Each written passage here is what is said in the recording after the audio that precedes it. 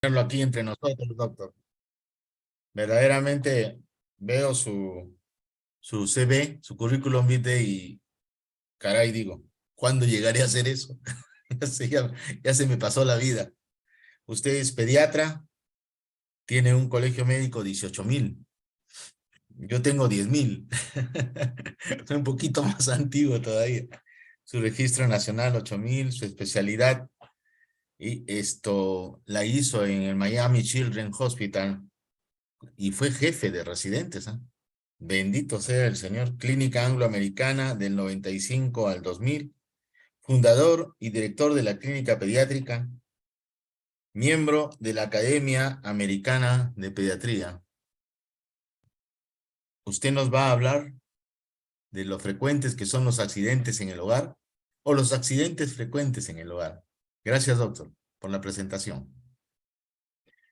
No, el gusto es mío. Agradecer a PEFAM y a la Sociedad Peruana de Pediatría por permitirme esta comunicación. Disculparme por la impuntualidad, pero completamente ajena a mi voluntad. Déjeme compartir mi pantalla, donde estamos.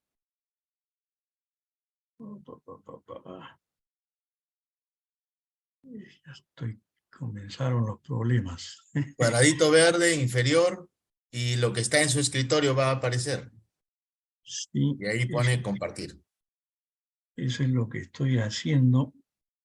Sí, pues. Vamos a ver.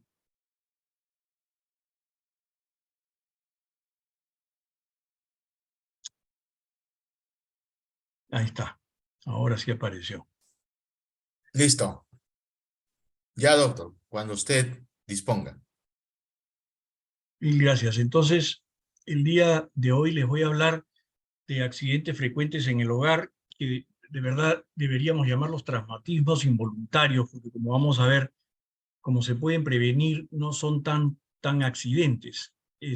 Voy a correr por motivos del tiempo, pero felizmente yo no les voy a decir nada que ustedes no conozcan. Esta no es una charla para culturizarlos, porque hablar de accidentes, ¿qué cosas no saben ustedes de los accidentes? O sea que mi propósito va a ser tal vez, ojalá, sorprenderlos, que si en algún momento de la charla dicen, wow, ya me doy por satisfecho. La mayoría de los accidentes en el hogar se pueden prevenir, como decía. Y vaya, no tengo ningún conflicto de interés. ¿Por qué es que debemos tratar este tema? Porque es recontra frecuente. Es como causa de muerte y mortalidad en el mundo entero, especialmente en los menores de 5 años. Como se van a dar cuenta, no tenemos estadísticas en el Perú que nos puedan ayudar a tener la idea cabal de lo que significan los accidentes en el hogar, o los accidentes en la infancia en general. Y este es el primer wow que deberíamos tener, ¿no? Como un problema tan común y que afecta de tal forma a los niños en el mundo, no lo tenemos completa. Nosotros sabemos exactamente cuántos casos de COVID hay, pero no sabemos pues cuántos se han accidentado, cuántos han muerto de un accidente, cuántos se golpearon la cabeza, eso no sabemos. Entonces, vamos a hablar un poco de estos accidentes en el hogar, en esta oportunidad, traumatismos, quemaduras, intoxicaciones, ahogamientos, y al final, cuál es el rol que podríamos asumir nosotros. Como les digo, nada del otro jueves, no son tan accidentales como les decía, porque pueden ser prevenidos. Dentro uh, de los estudios que se pueden haber hecho, eh, algunas estadísticas se pueden conocer. Por ejemplo, la caída es uno es el accidente más frecuente por lejos.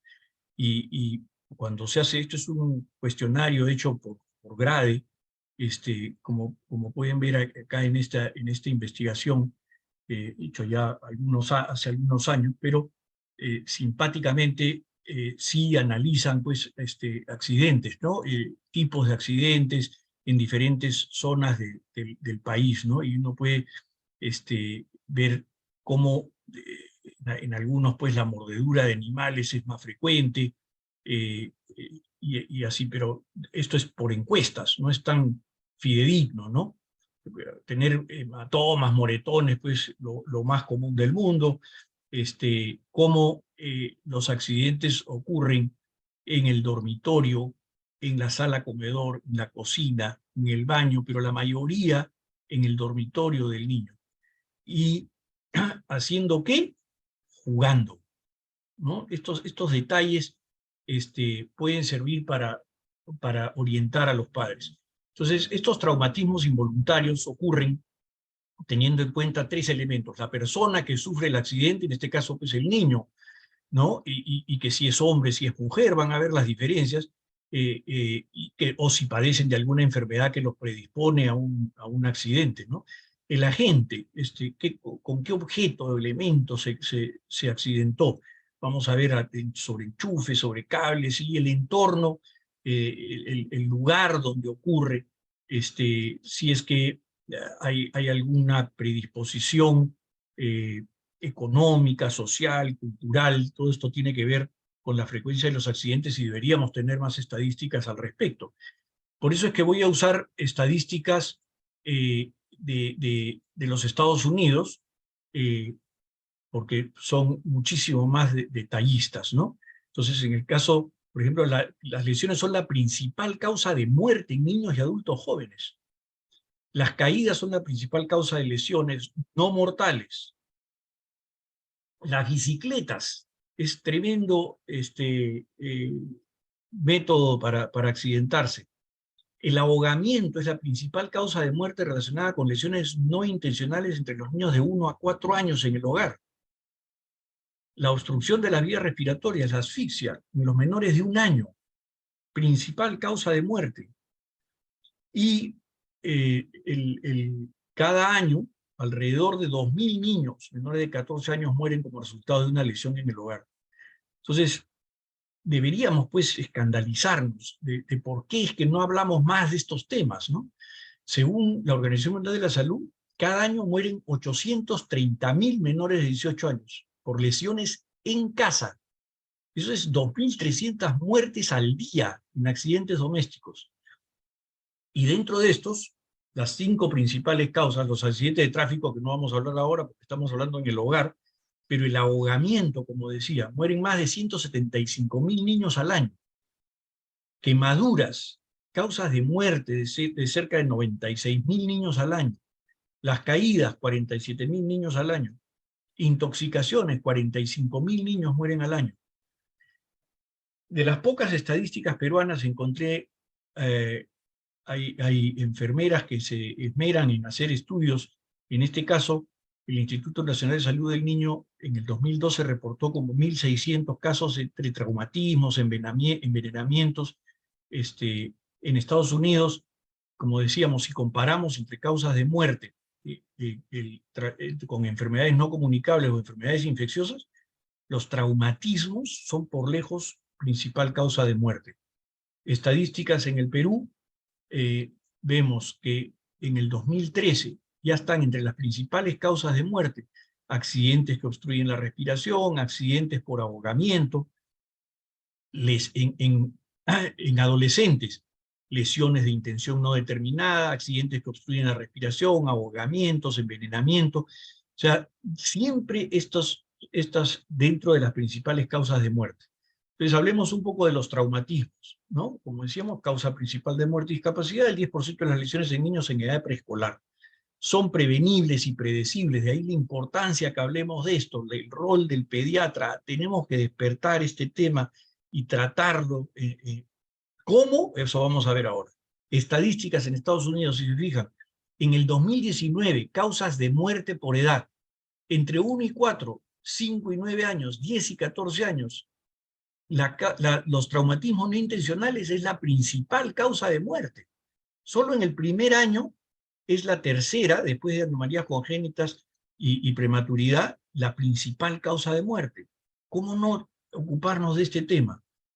En 1 y 4 años, ¿cuáles son los traumatismos no intencionales? El ahogamiento, bueno, y el vehículo motorizado, o sea, ojalá hubiese oportunidad en otra oportunidad para hablar sobre accidentes de auto, ¿no? Asfixia, quemaduras, envenenamientos, ¿no?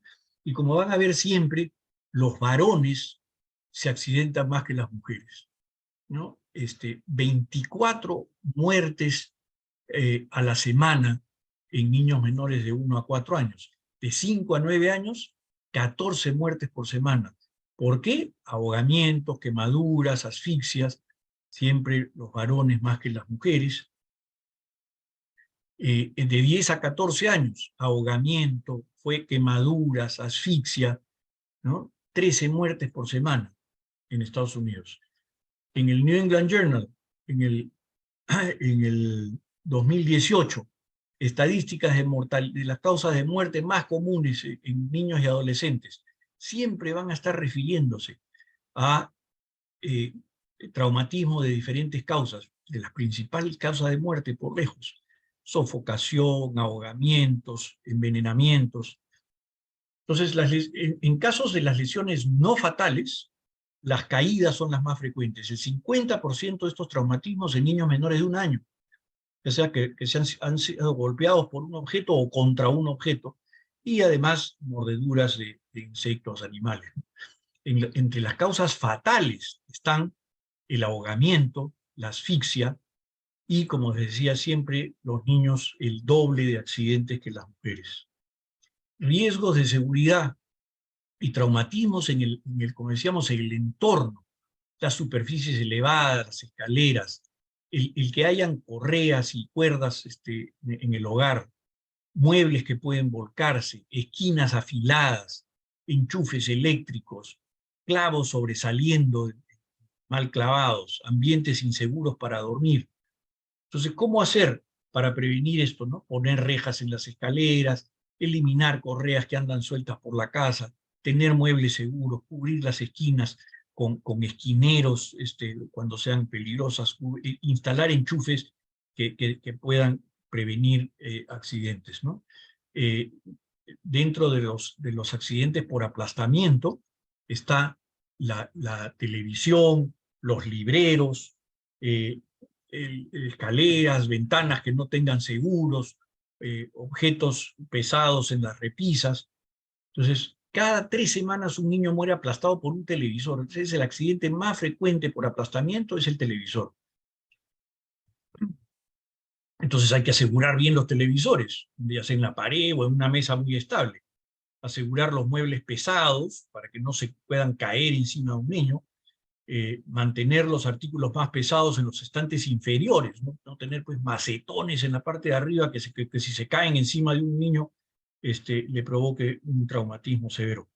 Y no poner artículos que los niños quieran treparse para sacar en muebles, ¿no? Entonces, prevenirlos con ventanas cerradas, rejas de seguridad, amarrar a los bebés cuando estén en las sillas altas comiendo o en los coches y columpios, y si utilizan patines, ¿no? Y deportes, usar pues casco. Estas mis 3 hijas, cuando patinaban, miren, usaban casco, muñequeras, coderas, rodilleras. Ojalá todos pudieran hacer lo mismo. ¿Cuáles son los juegos que más traumatismos causan? El pasamanos es el que más comúnmente provoca traumatismos. Y después los columpios, los toboganes. Los saltarines ni los menciono porque ya la Academia Americana de Pediatría en el 2012 los proscribía. Decía, este juego es muy peligroso y no debe usarse. Prevención de golpes en casa, los vidrios, ¿no? Poner alguna señalización para evitar que los niños los atraviesen, los vidrios grandes, no dejar armarios o cajones abiertos, y por supuesto no dejar al alcance de los niños pues cuchillos, máquinas de afeitar, agujas de coser, tijeras, ¿no? No dejar que los niños corran con objetos en la boca, guardar lejos del alcance de los niños pues las botellas vacías, que no corran con botellas de vidrio. Quemaduras, siguiente tema, quemaduras. 6 niños mueren por semana en los Estados Unidos por quemaduras. ocurren la mayoría por lejos dentro del hogar. En el Perú, cada año, más de 15.000 niños son atendidos en diferentes establecimientos por quemaduras leves o severas. En el 2015, en el Instituto Nacional de Salud del Niño reportó 2.400 casos de quemaduras y el 80% causados por líquidos calientes. Los niños pequeños son los que se queman con líquidos y los mayores con objetos o fuego.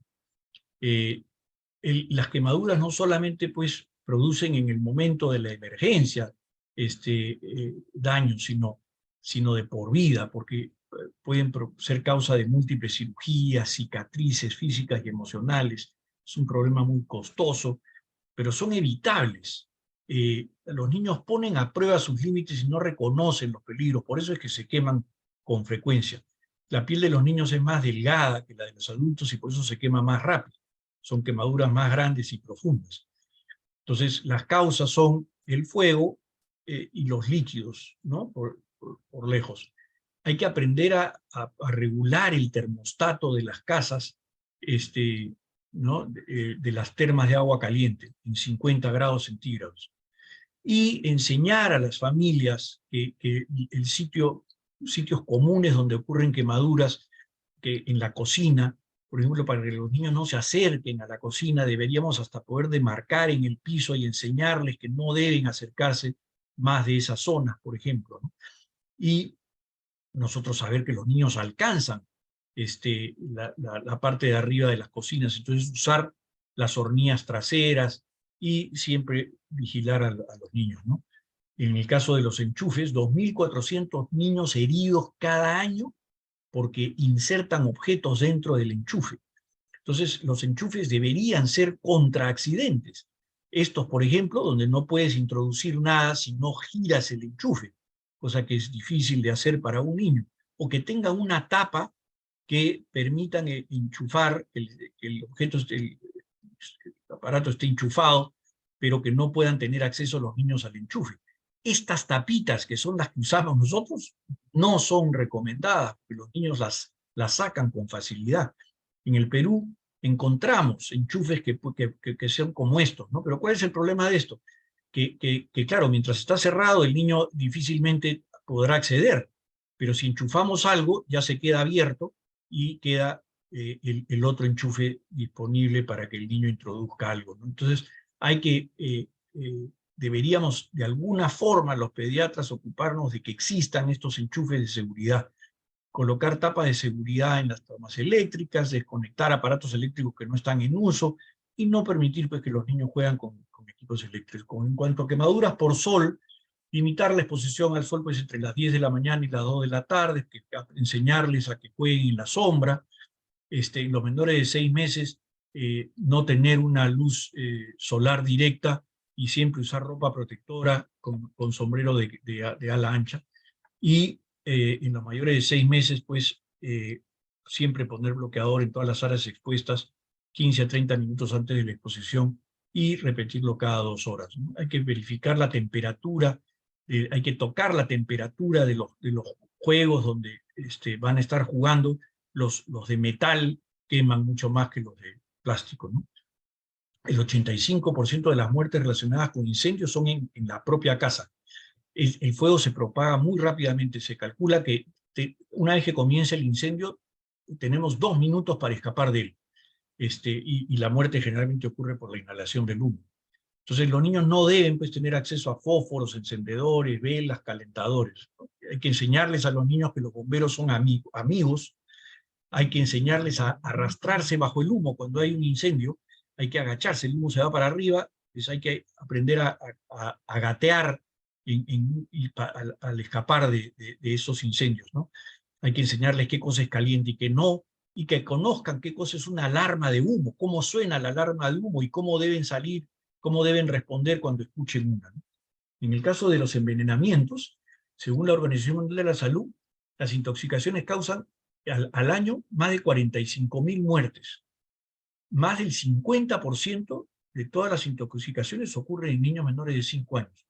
Y más del 90% de las intoxicaciones ocurren en la casa. Entonces, de 0 a 14 años, una muerte por semana por intoxicación.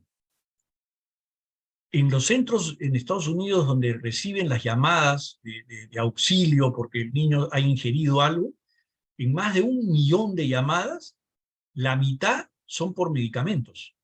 Y cuando analizaron 500.000 de llamadas, el 80% fue porque niños habían ingerido medicinas que no eran para ellos. Y 20% medicinas que eran para ellos, pero que los papás se equivocaron en la dosis. Entonces, los niños pequeños son los que están expuestos, ¿no? Especialmente los entre 1 y 2 años. ¿De quién es la medicina que ingieren? En 3 de cada 4 casos es del padre, o de los padres, o de los abuelos. Los niños pues son curiosos, todos se meten a la boca, y la medicina es proporcional al peso, entonces una sola pastilla puede ser pues ya un veneno fatal.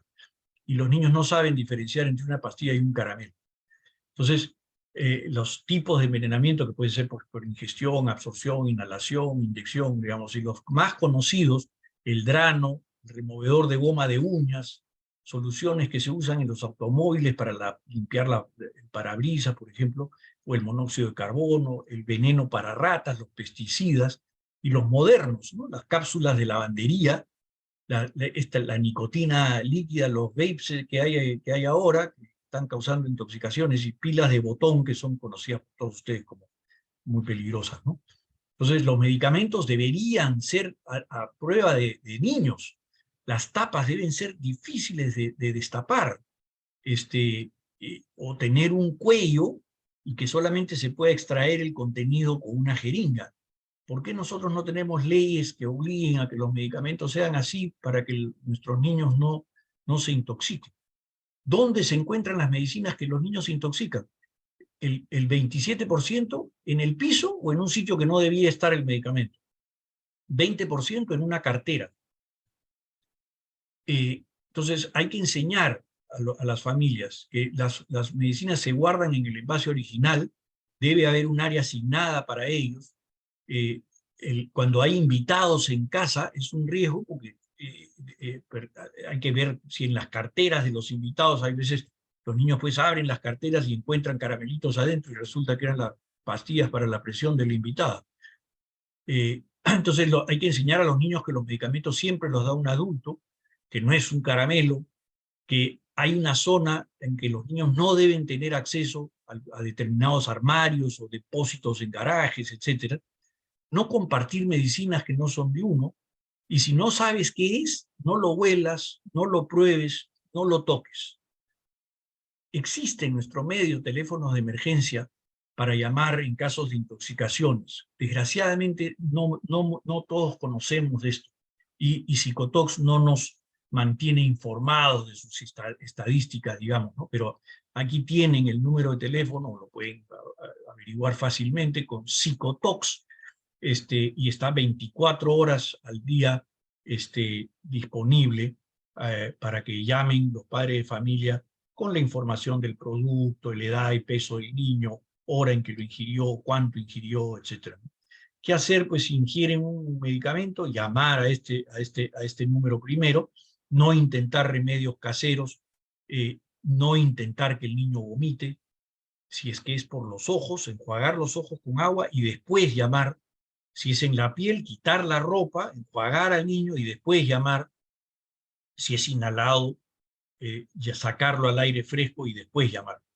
En el caso de los ahogamientos, los atoros ocurren por lejos pues, en niños pequeñitos, ¿no? Con los años van disminuyendo los atoros, y ocurren 140 por 100.000 atoros en bebés en Estados Unidos. El 90% ocurre en menores de 4 años. Y los objetos de menos de 3.8 centímetros de diámetro son los que tienen mayor riesgo. ¿Cuáles son los objetos con que más se atoran? Los globos, objetos redondos o cilíndricos, como salchichas, caramelos, maní, pepas, uvas, canchita, marshmallows, chicles. Esos son los más peligrosos. Entonces, ¿qué hacer para prevenirlos? Pues cortar los alimentos para bebés a prácticamente medio centímetro o 1.2 centímetros en los niños más grandecitos. Evitar los alimentos de alto riesgo, como los que he mencionado.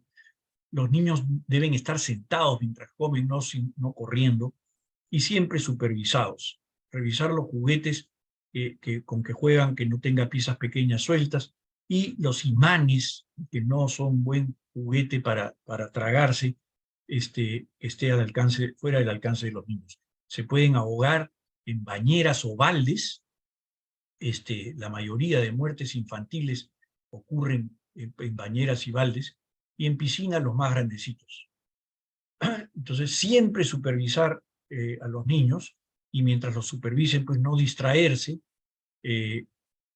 Pueden ahogarse en aguas poco profundas, y los baños deben estar las puertas cerradas, las tapas de los inodoros difícil de abrir. Hay unos seguros para que no puedan destapar los inodoros. Nunca dejar a un niño solo en la tina, ¿no? El Pediatrics tiene una buena revisión sobre prevención de ahogamiento, bastante reciente, del 2021. Entonces, ¿cuál es el rol de nosotros, los pediatras? Educación, ¿no? Darnos el tiempo para educar en el consultorio y fuera de él. Y abogar, porque ocurren estas cosas que les he dicho ahora, que ustedes ya toditas las conocían. ¿Cómo hacemos para que el Estado las tenga en mente? Tenemos que abogar por los niños en esto, ¿no? Ya se hablaba de esto como un problema de salud pública hace muchos años en una publicación. ¿Qué cosa hago yo, por ejemplo, en las visitas de niños sanos? Según edades, les entrego a los padres para que lean prevención de accidentes en los primeros 6 meses. ¿Cuáles son los accidentes más comunes? Prevención de accidentes de 7 a 12 meses, de 1 a 2 años, de 2 a 4 años, de 5 años, 6 años, 8 años, 10 años. Según la edad del niño, les entrego una hojita a los padres para que lean cómo prevenirlo. ¿Quieren saber qué cosa entregarles, cómo sacarlos? Pues esta página web de Safe Kids Worldwide tiene información donde ustedes pueden ingresar e imprimirla, modificarla si ustedes quieren. Si es que tienen la oportunidad de acceder a medios de comunicación masivos, no desaprovechar la oportunidad. Alguna vez me dieron la oportunidad de escribir en el Trome, y ya ven que yo tenía mi columnita y no desaprovechaba, para hablar de seguridad en la casa, accidentes fuera de casa, accidentes automovilísticos, ¿no? Y enseñar a las familias a que tengan números de teléfonos a la mano, para que, si ocurre desgraciadamente el traumatismo no intencional, puedan llamar a emergencias, a los bomberos, psicotox, como hemos hablado, y según la zona donde viven, pues algunas zonas de emergencia, ambulancias, etcétera, ¿no?